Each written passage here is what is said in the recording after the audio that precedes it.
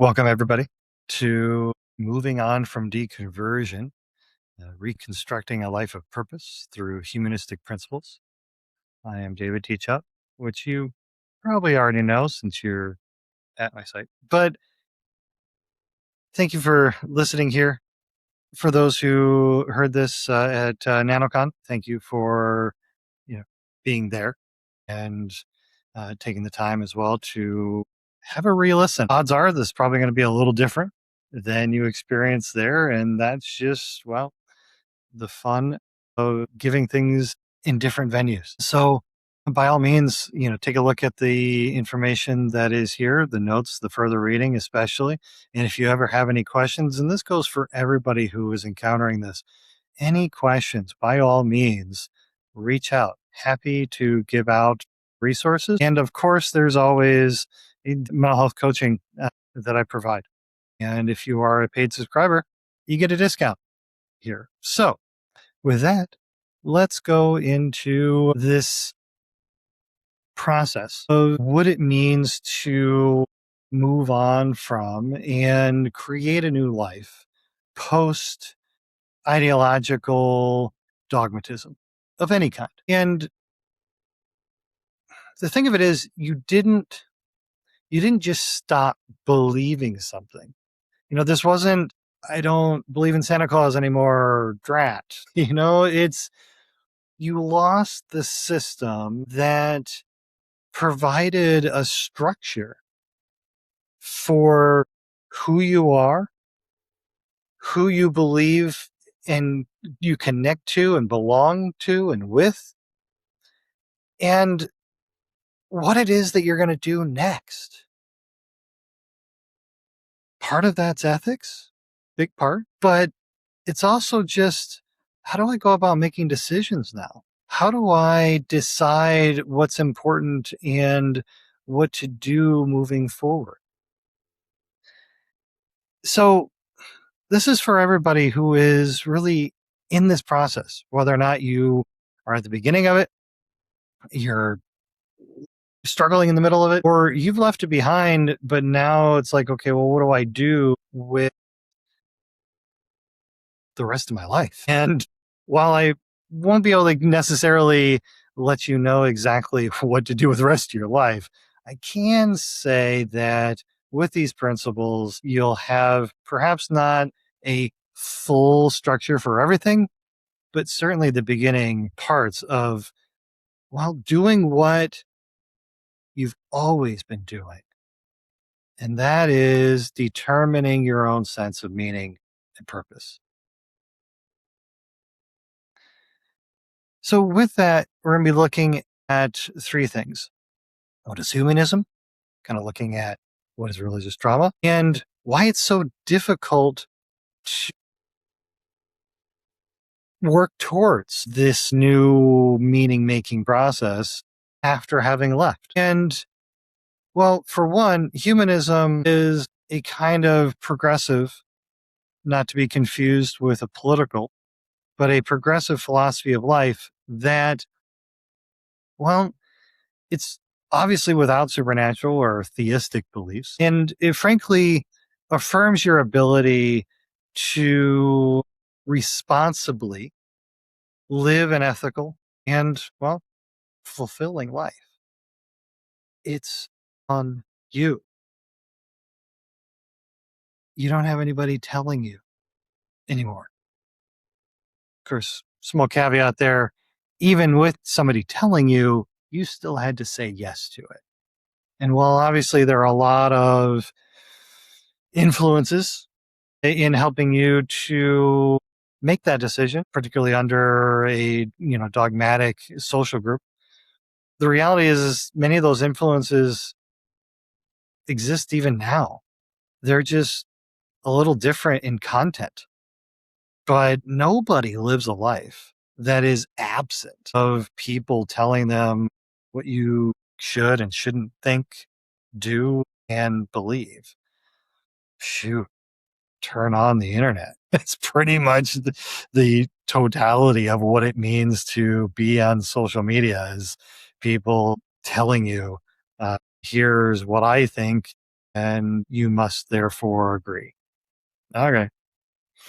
So, religious trauma is the collapse of what I refer to as a totalizing landscape. It is a totalizing ideology that, i- because I'm using that term, the reason for it is that it touches on the three main areas of what it means to be human.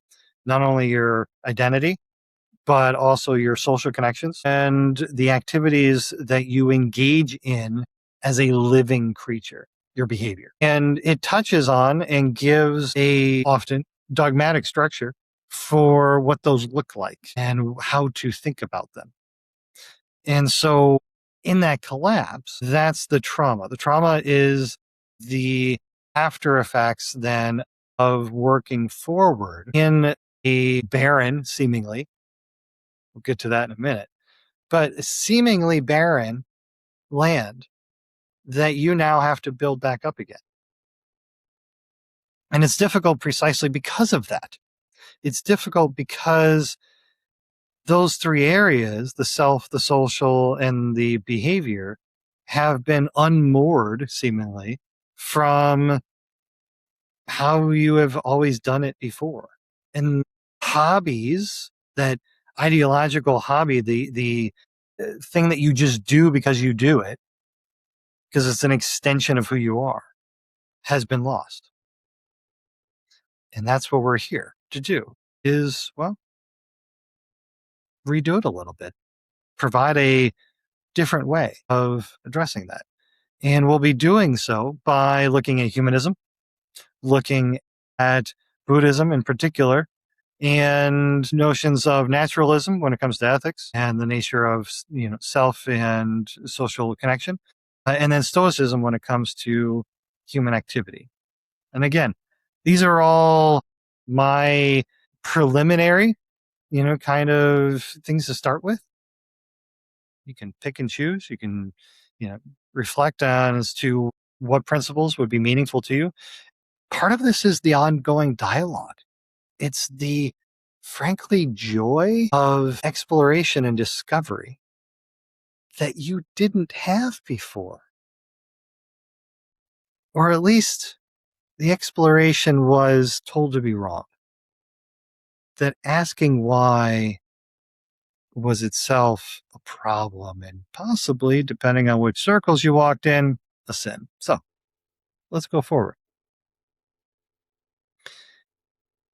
Insofar as humanism here is being used, it's a progressive philosophy, obviously, of life that exists without theism or other supernatural beliefs. And again, it affirms our ability and responsibility to lead ethical lives. It prioritizes human reason, community, and ethics as the primary drivers of progress. It means and offers a framework for meaning making that is grounded fundamentally in the material world and a naturalistic structure for how we see things.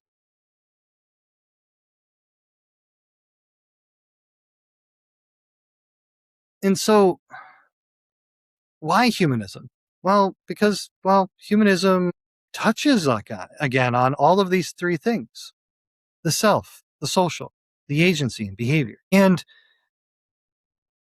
when looking at the collapse of the religious structure, it's one of the things around, particularly for me as a mental health professional, but also just personally for my own deconstruction journey. And that is, if we go around just simply poking at and destroying or attempting to people's structures, it doesn't matter whether or not we think that it's what they believe is wrong or unhealthy or unhelpful. If we don't have the capacity for and the ability to provide and the willingness to spend the time helping build something to replace it, honestly, I'd tell you to go home. It's not fair to the other person.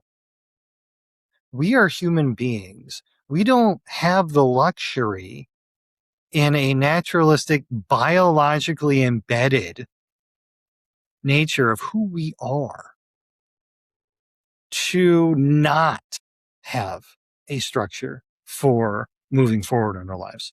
We don't have that luxury. Now, just because we recognize that the inherent meaning of life is non-existent, that there isn't anything indelible to it. It's something we are creating. Doesn't mean that we go around just willy-nilly and laughingly at sometimes destroying people's structures. If anything, that should humble us to recognize how important it is to have that sense of self, to have that structure for creating connection and giving us a purpose so that we can connect meaning to action. Because, well, shoot, isn't that where you're here right now? Is the hurt of trying to figure all this stuff out? If we don't take the time to help people figure this out, to be there, provide at least some semblance of the social connection that we have lost, then just smile and appreciate, hey, they're just figuring this out too. And now we go into that, like the nature of self, it's been lost. You're no longer that chosen. The in group, out group dynamics, we don't know. It's kind of chaotic at this point.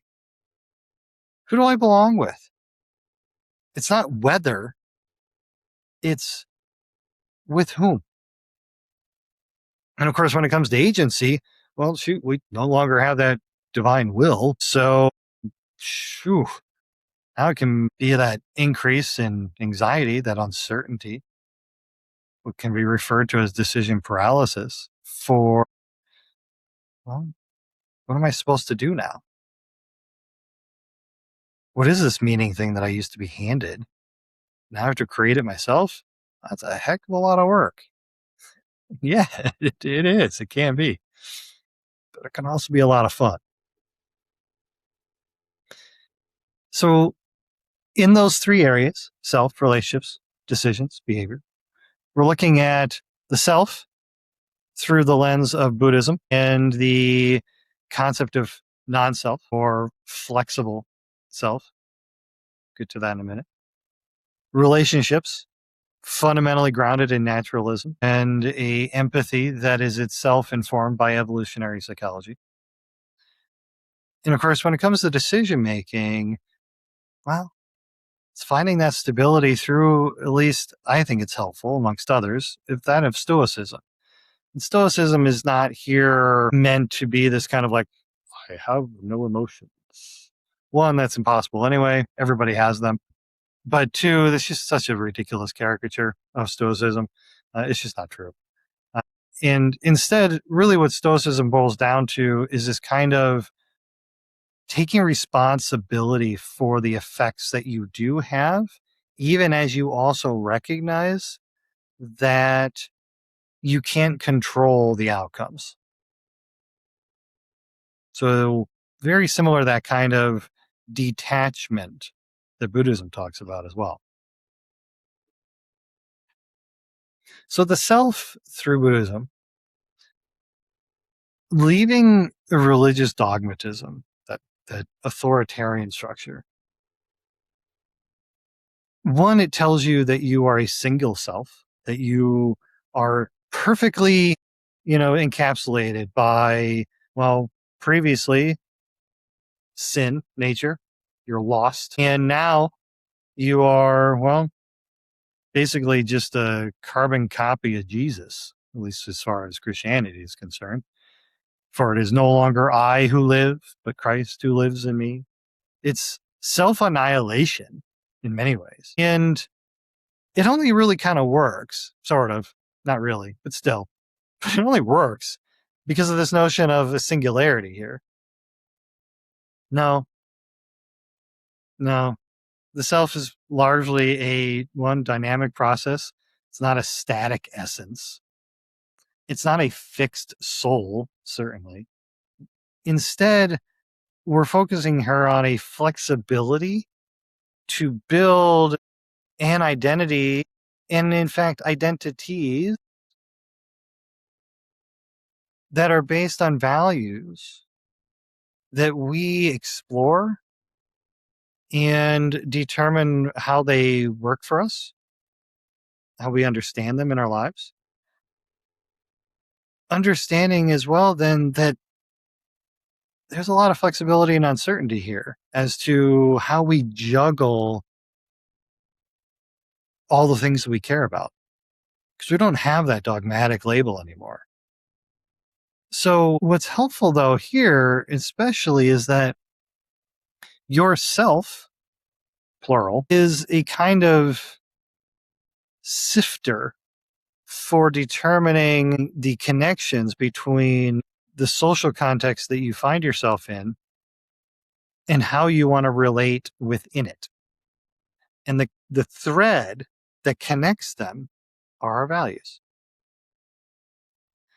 And understanding that values are not static things, that they are tools for decision making, allows us to then go, okay, so I have a professional self and I have a personal self and I have a way of being with friends and I have a way of being with coworkers and I have a way of being with my intimate partner. And all of those are you. That's okay. It's kind of fun, actually. But Buddhism starts with that process of saying, hey, there is no single self. There's just perspective.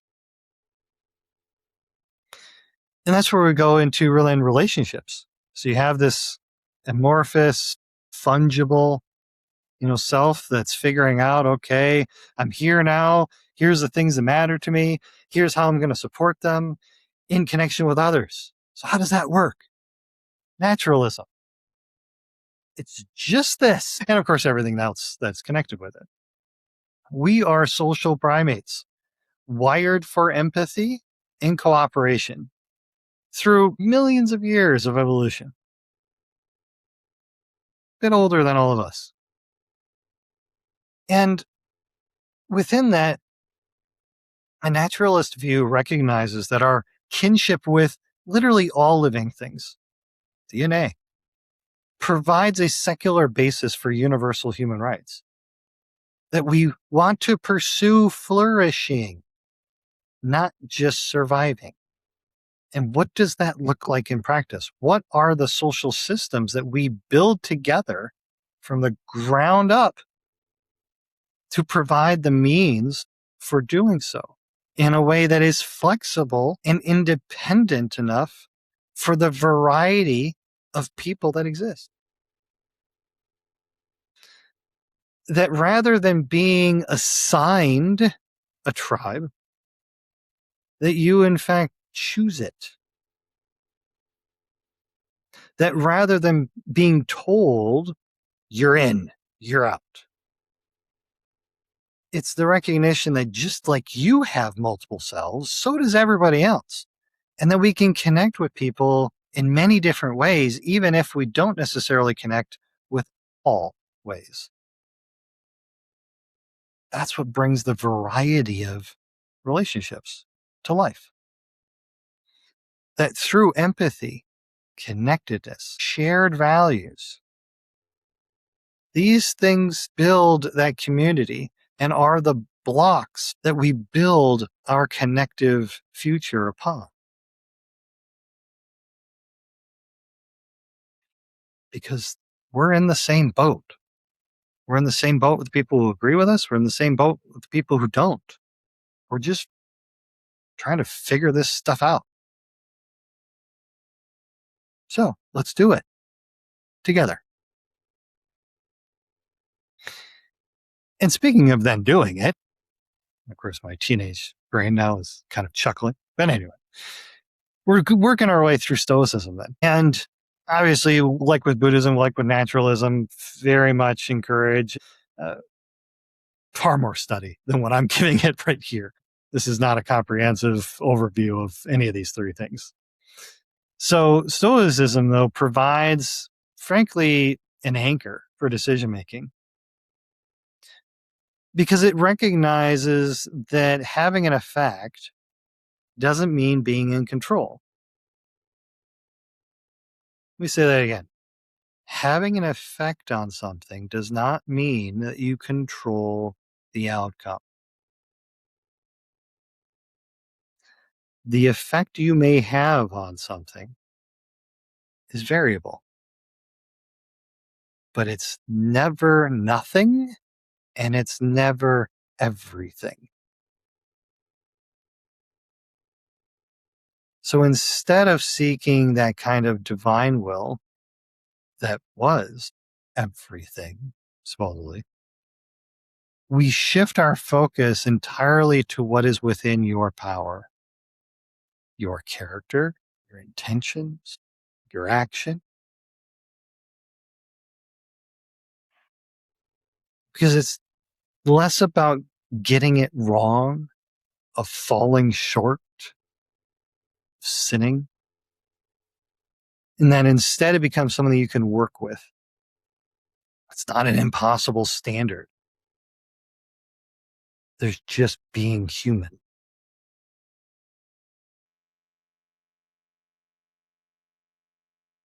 And at its core, Stoicism really does recognize resiliency. It is built on that recognition that because we have an effect, but are not necessarily then in control, that we have to deal with the reality that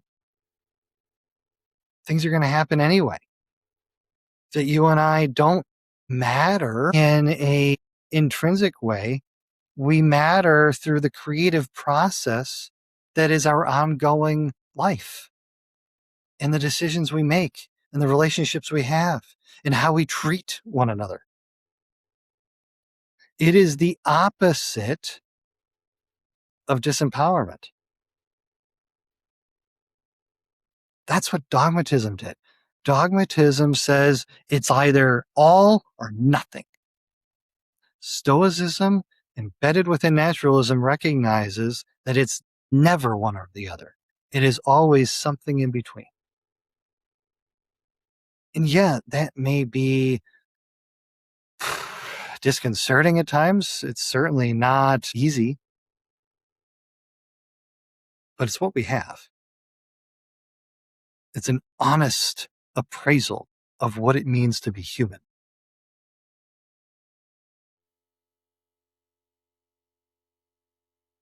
Getting a little bit into the weeds here,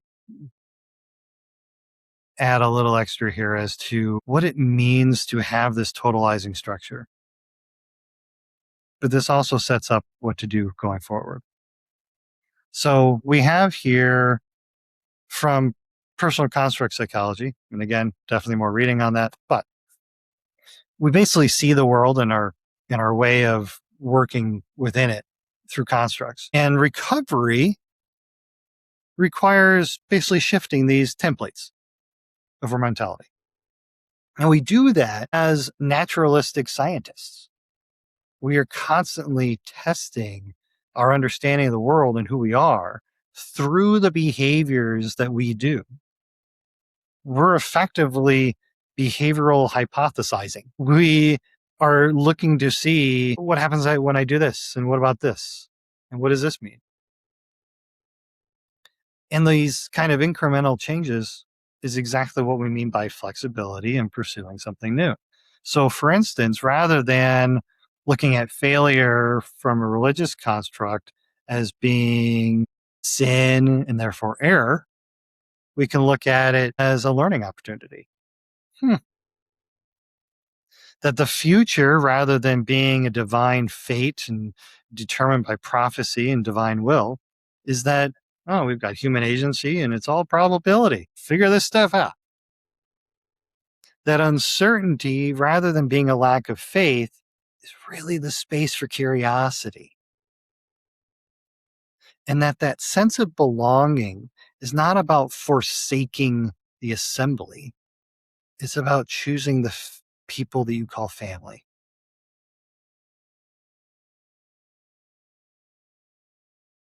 because we want to build a new home, right? We want to build something that allows us to be us and provides the flexibility of figuring out what we're going to do next.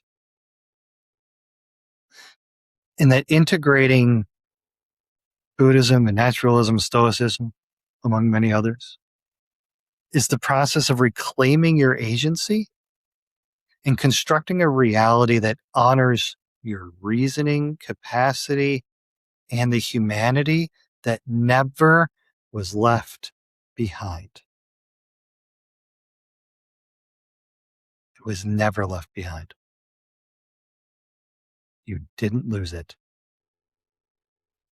We are in this journey navigating that middle ground between rigidity, dogma that said everything is one thing, and chaos, kind of depersonalization that can sometimes happen.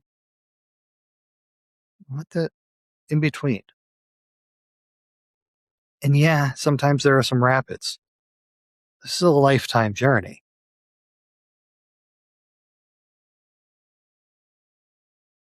and we're all on it. So the process of going through that here is fourfold. Remember, we're hypothesis builders. We're naturalistic scientists, just as being who we are. So let's run some experiments.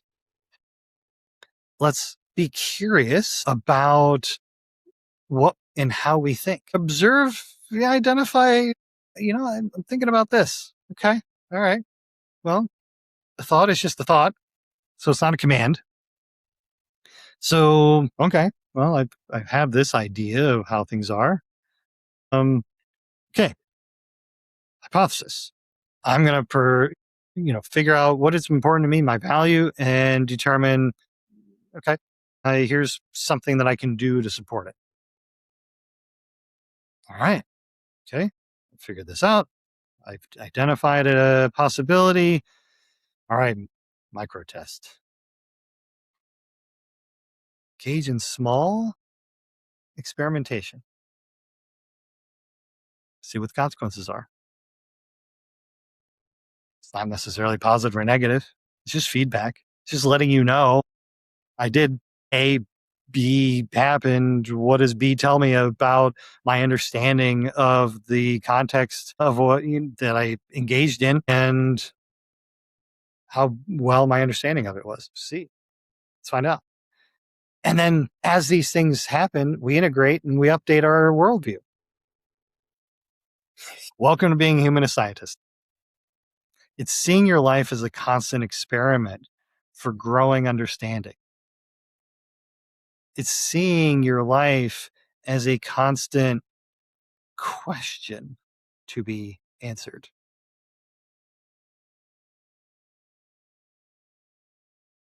And we do that through the joyful expression of our curiosity, knowing that, yeah, we'll never get to the dogmatic level of certainty, but wow, we'll have a lot more fun with the answers we do find. It's just what is it then to be human? Cannot help but act, as even the activity of being silent in contemplation is still behavioral manifestation of our biology.